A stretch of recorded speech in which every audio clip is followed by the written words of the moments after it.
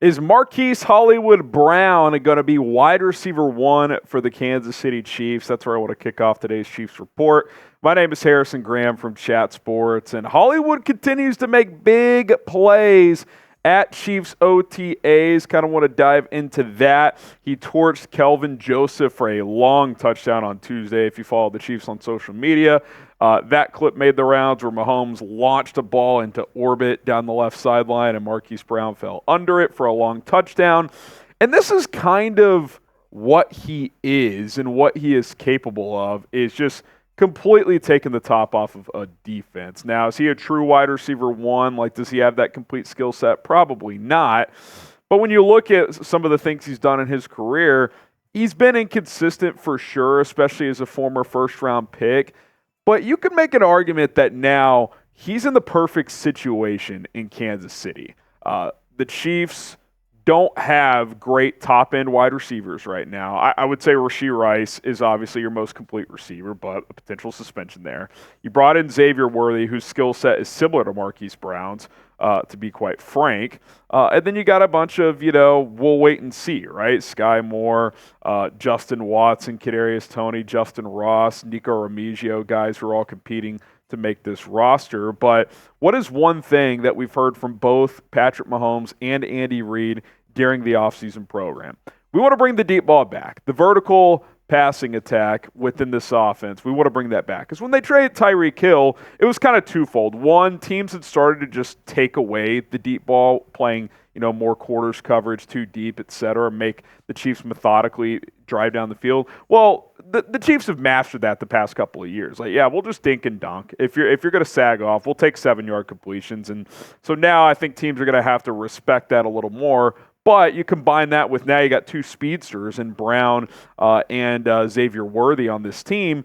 I expect the vertical passing game to return, not to the level of year 2 Patrick Mahomes, year 3, something like that. But I do think it's an emphasis that they are focusing on right now. So, look, I could see Marquise Brown having a pretty damn big role on this team. Again, Rashee Rice is a more complete receiver. When he's out there, I expect him to be the top receiver. But if he gets suspended, misses some time, I could see Hollywood Brown leading this team in a lot of receiving categories outside of Travis Kelce. I think he's going to have a big role. I think they're going to feature him in this offense a lot, take shots downfield, get him the ball in space, and let his speed go to work.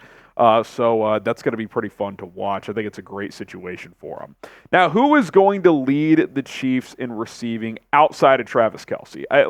It's going to be Kelce if Rice gets suspended. If Rice doesn't, he'll probably be statistically the top receiving threat on this team. But say Rice misses a month, 6 weeks, I could see it being Marquise Brown outside of Travis Kelce. Drop a name for me in the comments of the video. Alert! We got a depth chart change in the secondary for the Kansas City Chiefs. This had kind of been lurking for the past couple of weeks, but listening to Spags talk and just with reporters on the boots on the ground, Chamarri Conner pretty clearly has the inside track to be this team's nickel, the second-year DB out of Virginia Tech, who did some good things last year as kind of a safety nickel hybrid. We had heard a couple of weeks ago that they want to put Trent McDuffie back on the outside at least part-time. You might see him rotate over to nickel occasionally with Conner, taking some snaps off or playing some safety here and there. It kind of just depends, injuries, things pop up. But there's a pretty big domino effect here, I believe, with Conner getting those primary nickel reps with the starting defense. It kind of creates a lot of moving parts, which I think is pretty interesting. And I think Conner was one of the surprises last year. I think they drafted him as a special teams ace, and they were pretty pleased with how good he was in the secondary. Just yet again, Brett Veach identifying day 3 defensive backs that can play in this defense. I mean, he's become a master at that over the years. L'Jarius Sneed, 4th-round pick. Conner, 4th-round pick. Josh Williams, 4th-round pick. Jalen Watson, 7th-round pick. I mean, all these guys can play. It's really, really impressive. So I kind of wanted to dive into what is the impact of Chamarri Conner, assuming he is kind of that full-time nickel. What does it mean? What's the domino effect? We'll get into all of that here in just a moment. But I do want to shout out our sponsor here on today's show first.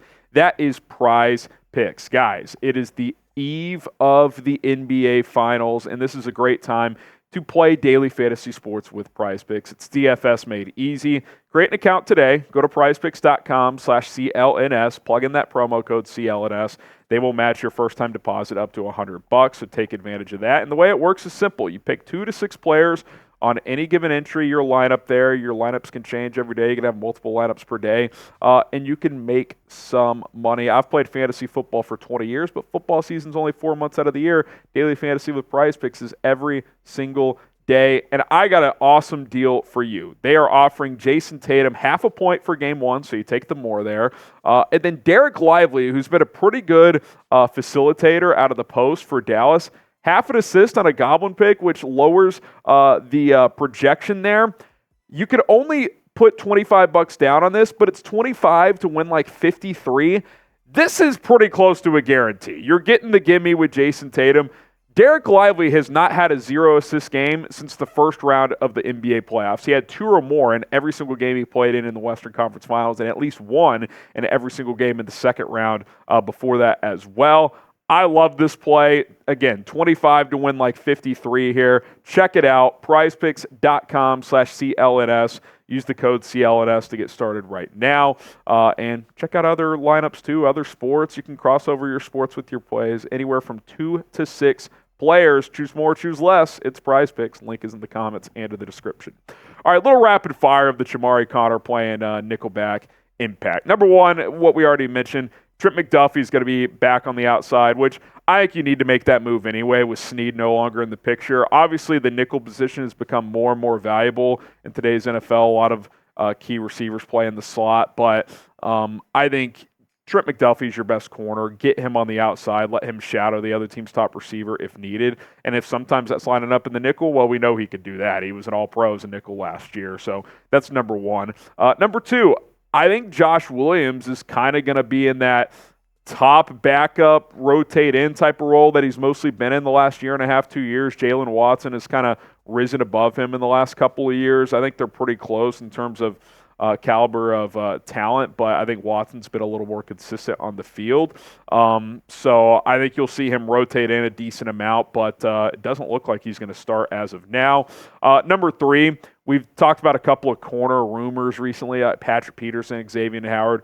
I think with Conner playing nickel and kind of moving Williams to that CB4 top backup role, it just makes signing a corner that much less likely. Like, I already didn't think you needed to make that move, but now it's like, okay, you really don't need to make that move. You got Najee Johnson, Nick Jones still in the mix there as well. So I just don't think that's a place they'll allocate resources. And then also rookie Jaden Hicks with Conner kind of firmly playing more nickel. I think Hicks is your number 3 safety, who they've spoken highly of. I think when you see the Chiefs play those 3 safety looks, which they like to do a lot, and those dime packages, like he'll be back there floating around. He'll play near the line of scrimmage as he's a good tackler too. So I think that's how you maximize his strengths as well, kind of make him a jack of all trades, number 3 safety, kind of extra linebacker type of player. So, I think it's a good move. If Conner can handle the nickel duties, which last year he played well,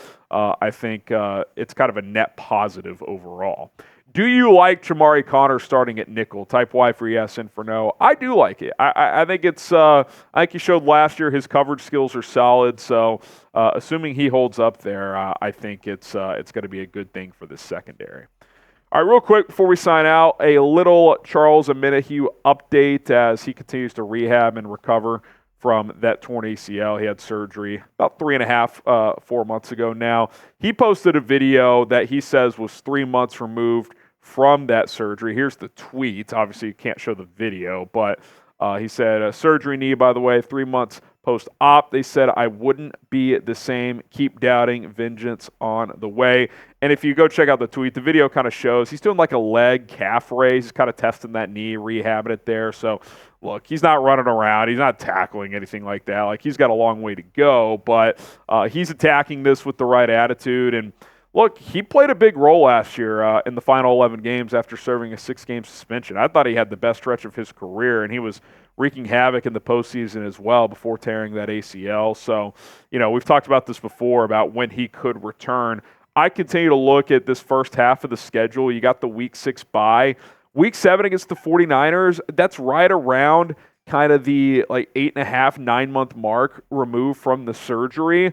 That's kind of what I'm hoping for. If you can get him back, which, by the way, would be right when he returned last year, Week 7, that would be fantastic. So that's what I'm eyeing. Maybe it's a little earlier. Maybe it's a little later. Probably more likely it would be a little later than earlier. But I think anywhere between that Week 6 and Week 10 window is probably what you're looking at.